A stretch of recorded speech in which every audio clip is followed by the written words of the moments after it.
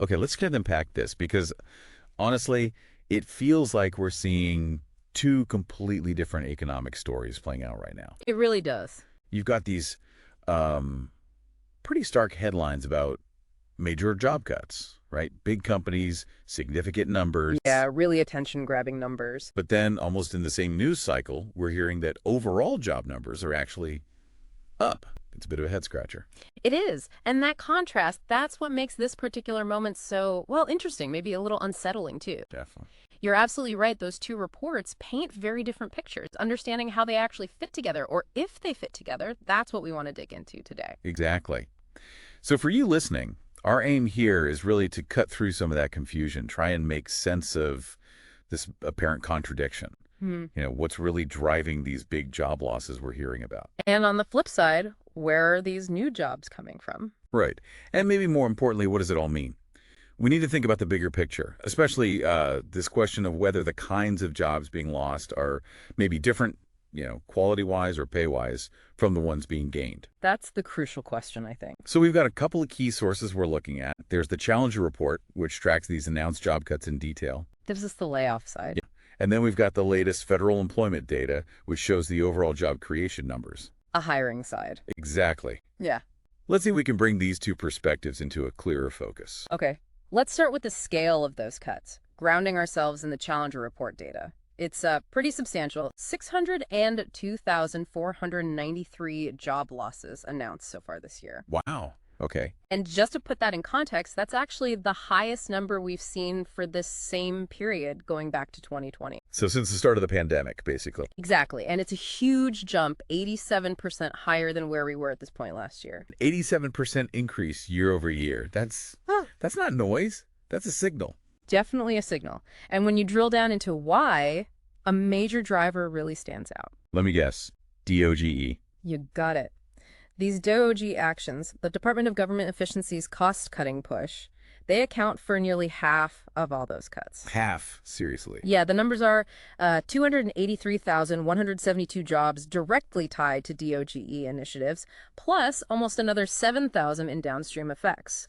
So altogether, that's about 48% of all the announced cuts. That's staggering. So government efficiency measures are driving almost half the reported job losses this year. It's a massive factor, clearly. But it's not the only factor, of course. The Challenger report also points to other things. Like what? The usual suspects. Pretty much. You've got ongoing economic uncertainty, shifts in consumer spending habits, trade difficulties. Those collectively account for another big chunk, over 95,000 jobs. Okay. Then there's corporate restructuring. That's another roughly 67,000 jobs lost. Still significant numbers? Absolutely. And there's another trend worth flagging, even though the numbers are smaller for now. The impact attributed to Trump's tariffs. It's linked to just over 1,400 cuts so far this year. But here's the thing. Most of those, the vast majority, happened just in April. So that could be an accelerating trend then. Something to watch. Exactly. It suggests we might see that impact grow in the coming months. Now, this contrast gets even sharper when you look at which sectors are getting hit hardest by these cuts, right? It really does. Government jobs are way out in front. Over 282,000 positions lost. And that lines up with the DOGE numbers you mentioned. Almost entirely. It's a massive 680% increase in government job losses compared to the same period last year. It's huge. 680%. Wow. And regionally? Is it spread out? Not evenly, no. The East Coast is seeing a particularly dramatic jump, which makes sense if you think about the concentration of federal jobs around D.C. being affected by DOGE. Right, the D.C. connection. The South is also up significantly, about 37%. The Midwest up 15%. But interestingly, the West is actually showing a small decrease in cuts, down about 6%. Huh. Okay, so some regional variation there. And Andrew Challenger from the report, he kind of sums it up well. He notes that while government is the big one, they are seeing cuts across various sectors. So it's not just government. No. He points to the broader economic climate, new technologies being implemented, things like that are driving caution. Caution meaning? Meaning employers are being careful, holding back a bit on hiring. They're waiting to see how things shake out with trade policy, supply chains, what consumers are going to do. It paints a picture of, pretty widespread uncertainty affecting decisions. Okay, widespread uncertainty, big government cuts, But then, But then you look at the other report, the official federal jobs data. and it tells a completely different story. Pretty much, it shows employers actually added 177,000 jobs in April. Added, despite all those cuts we just talked about. Yep, and that 177,000 figure, it was actually better than what most economists were predicting. Okay, so exceeding expectations and unemployment rate. Held steady, remained at 4.2%. So if you just looked at those numbers in isolation... You'd think the job market looks pretty healthy, resilient even. Exactly. That's the core of this contradiction we're trying to understand. So where did those April jobs come from? Which sectors were hiring? The biggest gains were in healthcare that added about 51,000 jobs. Okay, healthcare is often a strong spot. It is. And the other big one was transportation and warehousing. That sector added 29,000 jobs. Transportation and warehousing.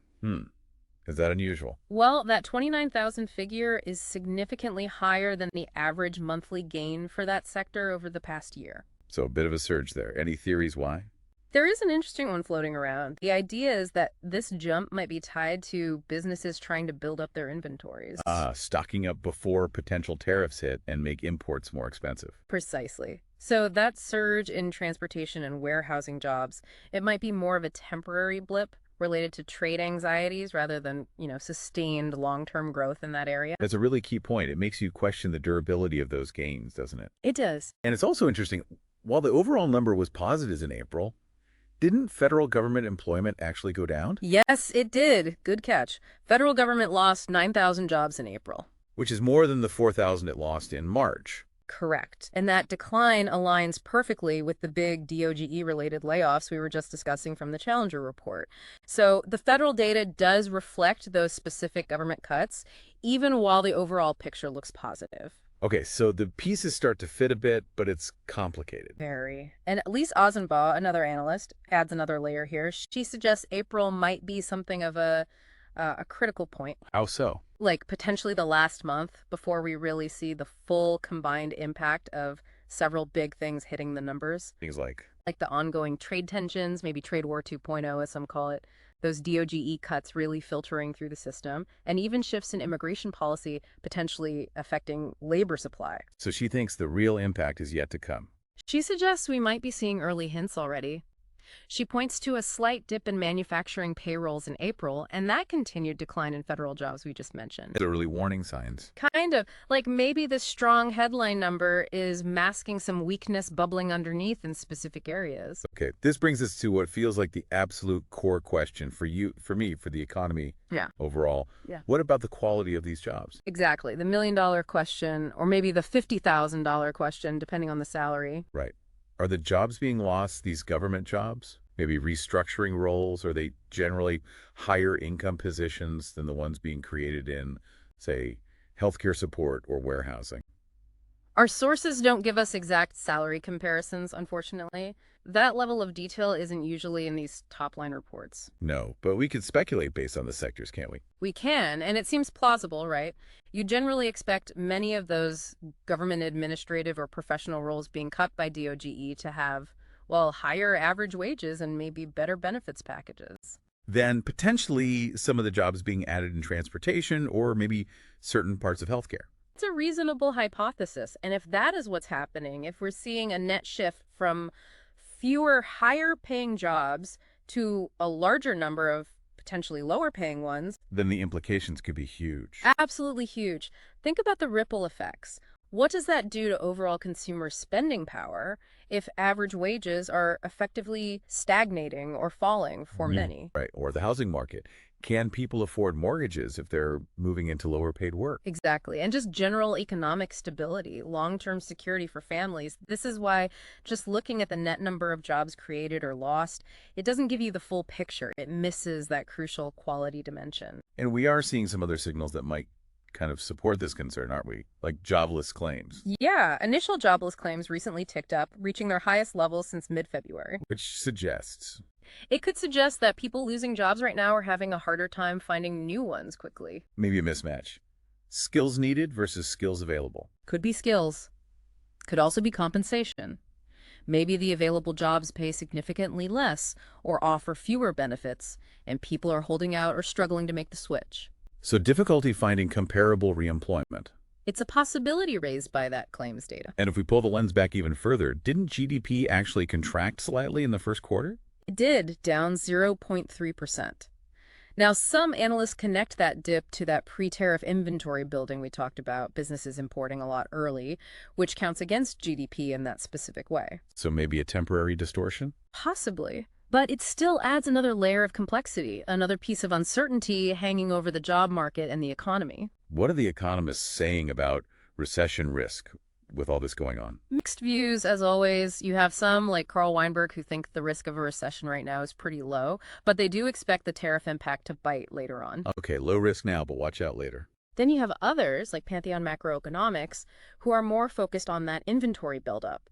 They worry that the pre-tariff activity was propping things up, and that could unravel, potentially leading to a downturn once that effect fades. So uncertainty about the near-term path?